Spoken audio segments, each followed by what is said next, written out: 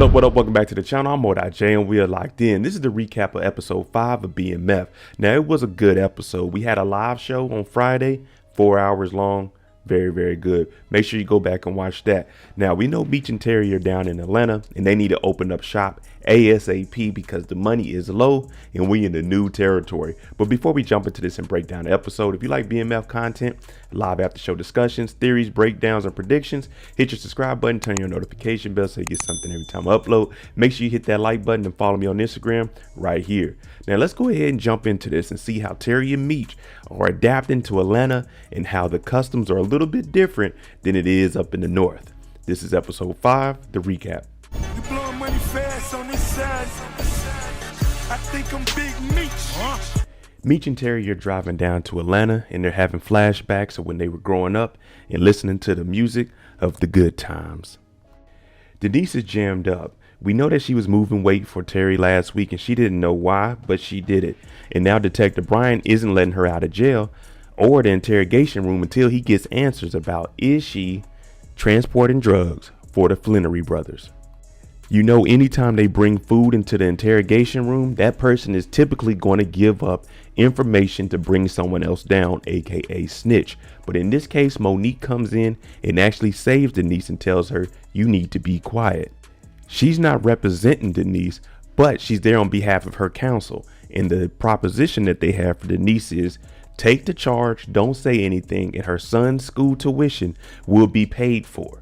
So Denise is thinking about it because she does need this money. If she gets out, no job, she won't have the money. So this is on the table. Little cousin James out in Cleveland, we never trusted him, but we thought since his family, we're going to bring him in and make some money. Terry and Meech, they actually drive out to Cleveland, whoop on James, take his car from him. Because remember, he said he got robbed, but in reality, he just took the money, took the dope, bought himself a car, got some good weed, got a new Cuban, and he's been living his life. Unfortunately for him, Meech and Terry, they didn't like that. They whooped on him and took everything from him. Plus, we need that money headed down to Atlanta. Charles and Lucille have been having a rocky path in their marriage. Now, she's talking about she wants to go away on a church retreat. Charles just gave away his last few dollars to his boys to go down to Atlanta.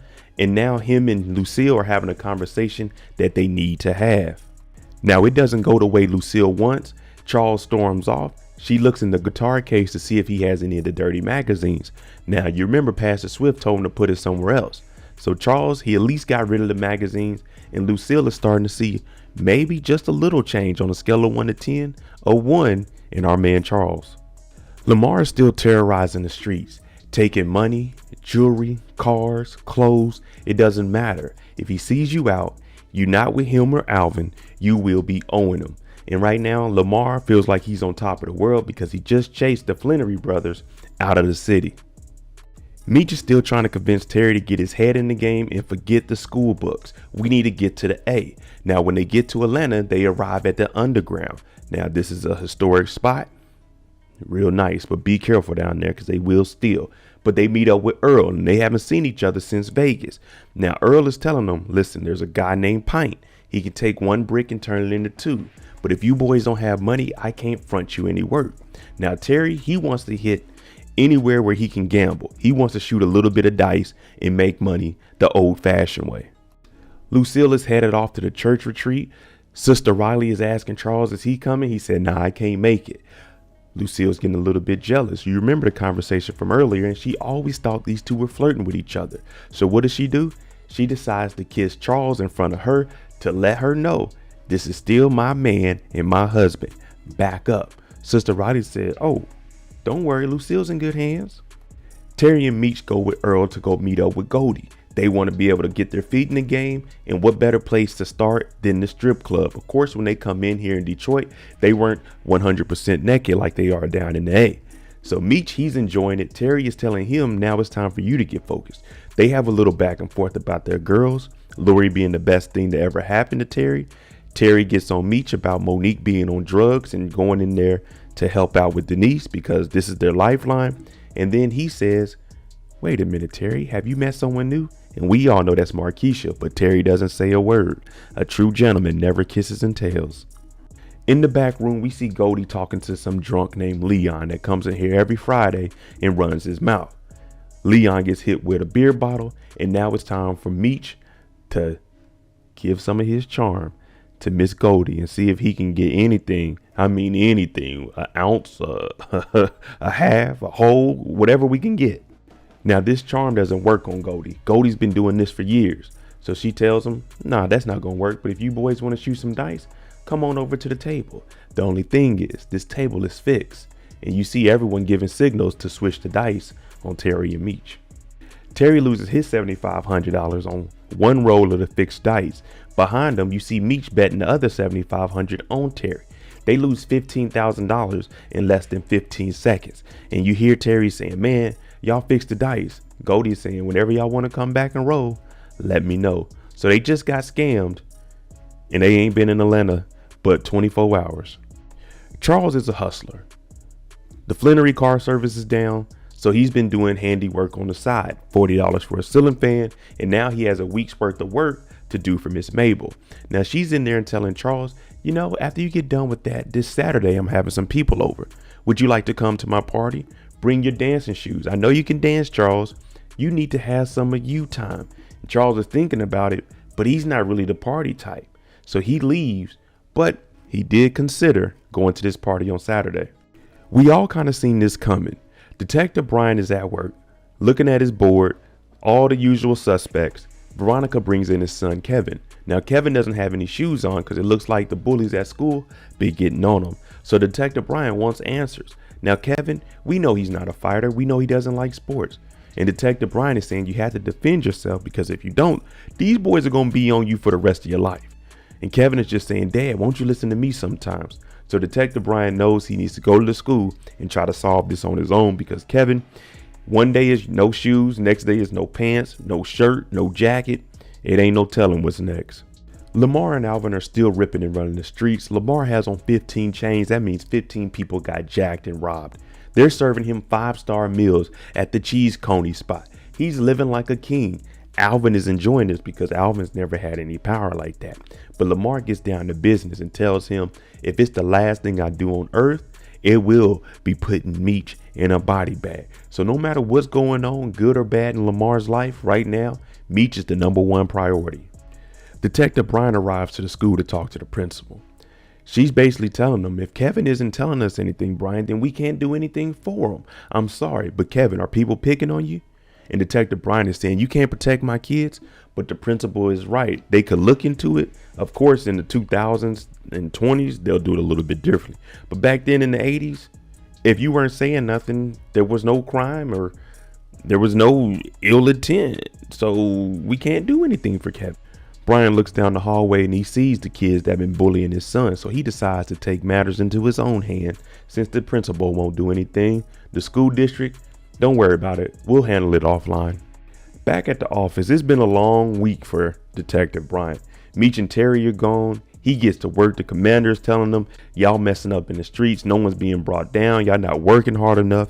His son's coming to work with no shoes on. The principal's not trying to help.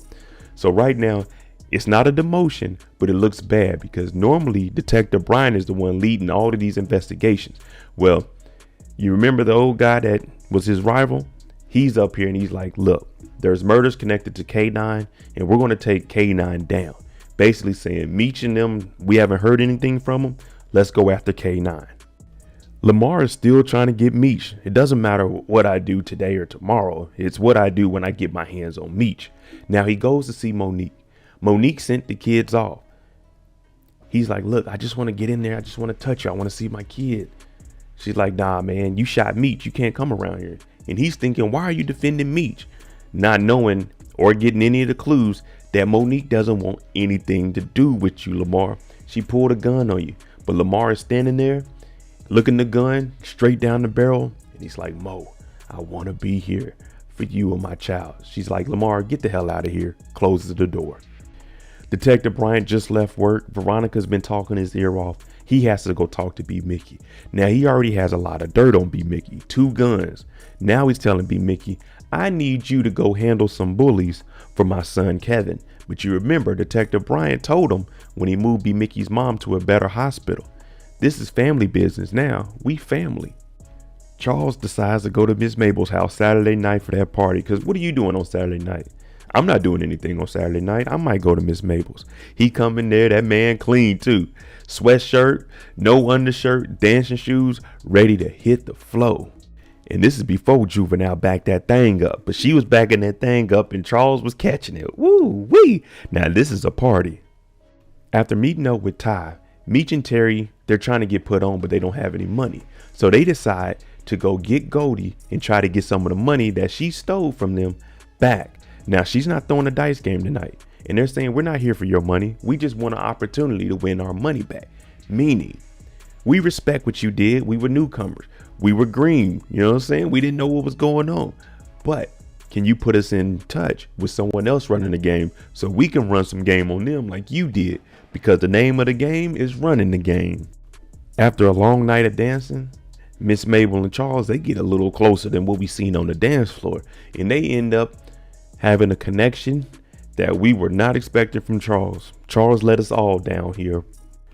Goldie takes them to Rad Rims. They meet a man named Mike. Terry's already in here shooting dice, and we see Meech on the side betting. And Mike's looking at it. I'm losing a lot of money, and I've never seen these two characters before. Listen, he grabs Terry. If you're cheating in my game, I'm gonna kill you and this boy Rico Seville. Terry hits 7 on the first roll. They hustle Mike, and now they got the trust from Goldie.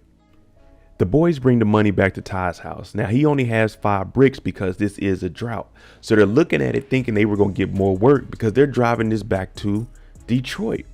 Now they look over on the couch and we see Carl there. Carl was in the kitchen earlier whipping up that work, and they're saying, hey, you might be the guy Pint that can turn 1 brick into 2 bricks. How much would it cost us to be able to get 1 brick into 2 bricks?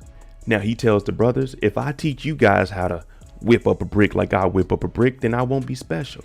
But Meech and Terry are saying, look, we'll pay you for that recipe and we won't tell anybody because we're going back to Detroit. Now the cost of this is 1 more brick. They don't have any more money, so Terry has to sell his car.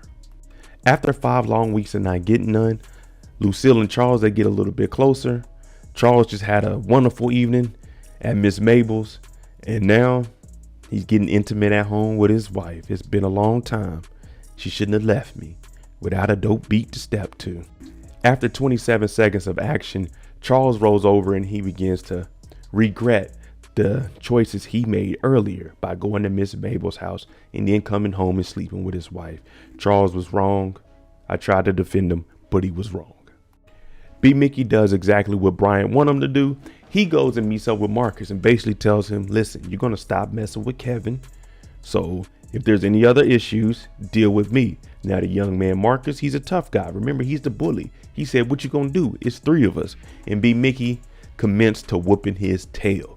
His boys didn't even jump in. And that might be the end of Marcus. But then again, there's still a gun at Detective Brian's house that Kevin can get his hands on. The last thing we see is Lamar showing up to the Flennory house. He asked Lucille, are you Terry and Meech's mother? She said yes. And then she goes into a prayer because she knows this guy Lamar is bad. She gives him a prayer. Nikki calls Terry and tells him and Meech, y'all need to get up here ASAP. Luckily for them, that prayer worked, and the devil himself, Lamar, leaves without harming anybody.